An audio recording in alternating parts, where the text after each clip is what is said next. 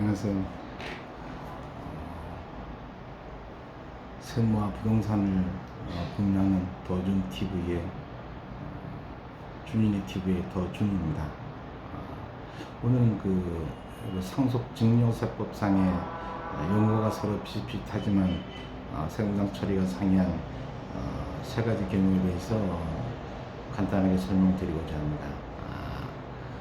첫 번째는 타인의 부동산을 무상으로 사용하는 경우와 그 다음에 타인의 부동산을 무상이나 저리로 담보 제공을 받고 차입금을 일으킨 경우, 그 다음에는 차입금, 금전이죠. 차입금을 무상으로 또 무상이나 낮은 이자율로 대출을 받은 경우, 차입이죠. 받은 입장에서는 이런 경우에 각각 세무상 처리가 어떻게 되는지 말씀드리고자 합니다.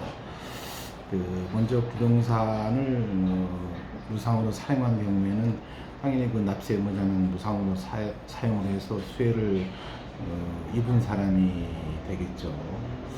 이럴 수 경우에는 전부가 다 과세되는 게 아니라 5년 단위로 계산을 합니다. 5년 단위로 계산해서 5년 동안에 이익이 있겠죠. 그 이익을 미래 가치를 현재 가치로 땡겨가지고 현재 가치를 계산해서 그 금액이 1억 원 이상인 경우에만 과세가 됩니다. 이때 증여 시기는 사실상 부동산을 무상으로 사용을 개시하는 이때가 증여 시기가 되겠습니다. 두 번째는 부동산 담보 제공입니다. 타인의 부동산을 담보 제공 받고 이익을 얻은 사람은 물론 자기 부동산을 담보로 제공하고 차익을 일으킨 경우하고 형평성이 맞지 않으니까 당연히 과세를 받아야 되겠죠. 우리 소득 있는 곳에 세금이 있다 이런 법안도 있죠. 그래서 이때도 증여 시기는 부동산 담보 이용을 개시한 날입니다. 아까 부동산 무상 사용은 5년이었다면 지금 말씀드리는 부동산 담보 제공하고 다음에 말씀드릴 금전 무상 대출은 1년 단위로 해서 1천만 원 이상인 경우에만 과세가 됩니다. 그러면 증여재산 가액은 어떻게 정하느냐? 간단하죠.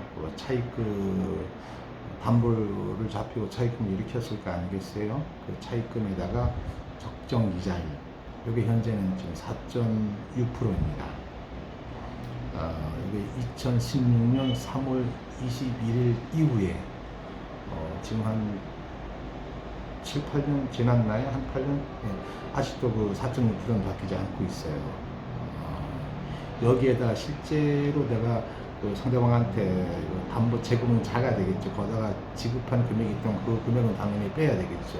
예를 들면 2%를 내가 줬다. 그러면 아까 4.6%니까 2.6%에 대해서만 과세를 받으면 됩니다. 다만 그 금액이 1천만, 연간 1년 단위로 1천만 원 이상이 되어야만 과세 대상이 된다는 얘기입니다. 그렇지 않으면 당연히 과세가 없는 거죠. 이럴 경우에 저희들이 계산을 해보게 되면 차입금이 최소한 2억 1,700 이상이 돼야지만 1천만 원 이상이 나옵니다. 그러니까 그 밑에인 경우에는 걱정할 필요가 없다고 할 수 있겠습니다. 다음은 금전 무상 대출입니다. 금전을 무상으로 대여하거나 낮은 이자율로 대여를 받은 사람은 역시 또 이익을 얻었지 않습니까? 증여 시기는 대출 받은 날이 되겠죠. 이게 이제 매년마다 아까 계산을 한다고 말씀드렸죠. 1년 단위로 1천만 원 이상. 그것도 이제 증여 재산 가액 계산은 간단합니다. 아까는 차입금이었다면 지금은 대출 금액이 되겠죠.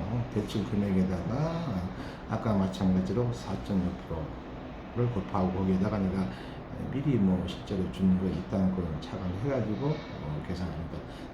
그렇게 해서 나온 가액이 1천만 원 이상이 되어야 과세 대상이 된다는 겁니다. 이것도 아까 마찬가지로 계산해 보게 되면 2억 1,700이 돼야 지금 대출 금액이 거둬야 됩니다. 오늘 이렇게 간단하나마 그 세 가지 경로 나누어서 살펴보았습니다. 준이네 TV의 더 준이었습니다. 감사합니다.